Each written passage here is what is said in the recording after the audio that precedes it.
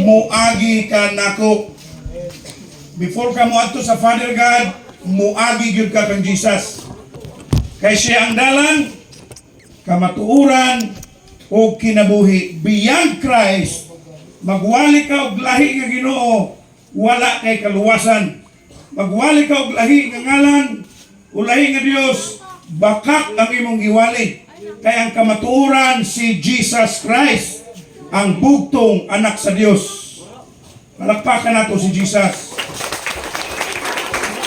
Sa kinabuhi sa tao, mga igsoon, mga amigo, mga silingan, akong mga kauban sa atong siyudad, sa Tandag, matod pa sa Dios mismo, no? Ang Ginoo nag-ingon sa sinugdan pagani, nasayran ko na ang katapusan.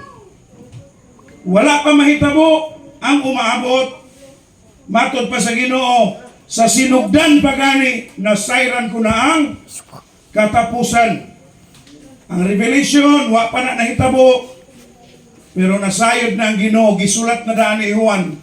Mauni ang mahitabo sa unahan. Mauni, isulat Juan nga mauni ang mahitabo sa unahan.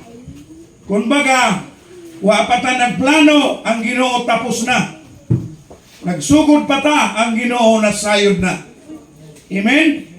Sa sinugdan pagani, sa Isaiah 46, sa sinugdan pagani, nasayran ko na ang katapusan, ug nahibaluan ko na ang sangputan bis